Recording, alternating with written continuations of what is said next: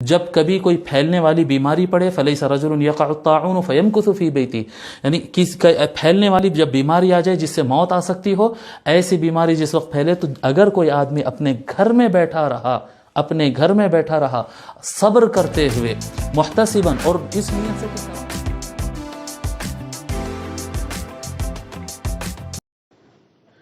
السلام علیکم ناظرین، اردو نیشن میں آپ کا خیر مقدم ہے۔ میں ایک بار پھر حاضر خدمت ہوں دین کی باتیں کا نیا ایپیسوڈ لے کر۔ لیکن ناظرین، آگے بڑھنے سے پہلے بتا دوں کہ ہم ہمیشہ آپ کے لیے لے کر آتے ہیں معلوماتی اور کارآمد ویڈیوز۔ تو اگر آپ نے ابھی تک ہمارے چینل اردو نیشن کو سبسکرائب نہیں کیا ہے تو برائے مہربانی ریڈ آئیکن پر کلک کر کے چینل کو سبسکرائب کر لیجئے اور بیل آئیکن کو دبائیے تاکہ ہمارے ہر نئے ویڈیو کا نوٹیفیکیشن ویڈیو پبلش ہوتے ہی آپ تک پہنچ جائے۔ گھر سے نہیں نکلنا۔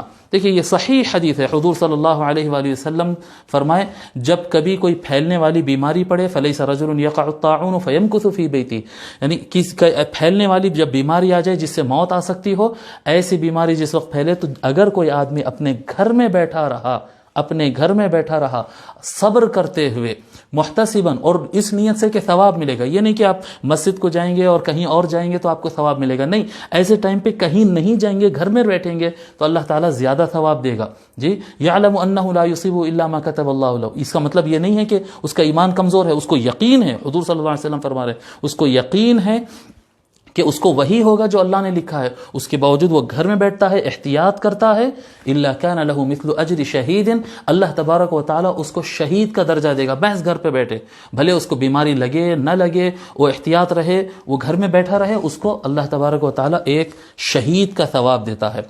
اگر کسی کو بیماری لگ جائے، اگر کوئی شخص کو بیماری لگ جائے اور اس کو چھینک آ رہی ہو، نزلہ جا رہا ہو، یا کوئی ایسے آثار گلے میں محسوس ہو رہے ہیں، اس کے باوجود گھر میں بیٹھا ہوا ہے، نہیں بھائی کوارنٹین میں لے جا کے ڈال دیں گے، آئسولیشن میں لے جا کے ڈال دیں گے، الگ کر دیں گے، بلکہ اگر گھر میں بیٹھا ہوا ہے تو ان بیماری پھیلانے والا بن جاتا ہے۔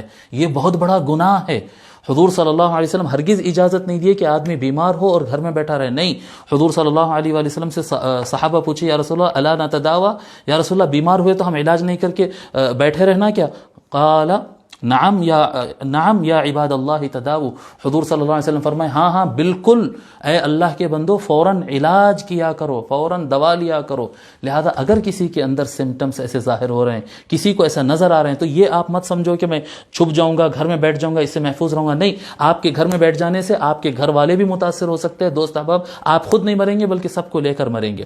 لہذا اس سے احتیاط کریں۔ یہ میں آپ کو ترمذی شریف تعالیٰ قرآن اور سنت کی روشنی میں سب سے پہلی بات یہ ہے کہ جو کہا جا رہا ہے کہ ملاقات نہیں کرنا، دیکھیے یہ میرے سامنے جو کتاب ہے یہ ہے صحیح مسلم، یہ دیکھیے آپ، یہ صحیح مسلم ہے، یہ بخاری شریف کے بعد سب سے اہم ترین کتاب ہے حدیث شریف کی۔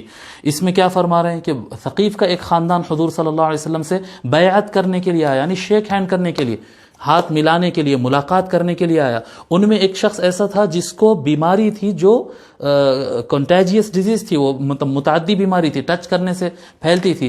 حضور صلی اللہ علیہ وآلہ وسلم اس شخص سے ملاقات ہی نہیں کی۔ دیکھیے یہاں پر کان فی وفد ثقیف رجل مجذوم فارسل الیہ النبی صلی اللہ علیہ وآلہ وسلم انا قد بایعناک فرجع، حضور صلی اللہ علیہ وسلم فرمائے ہم ملاقات کیے بغیر ہی وہیں سے فرما دیے ہم نے آپ کی بیعت کو قبول کر لی ہے، آپ کو بیعت کر لی ہے، لہذا آپ پلٹ جائیے۔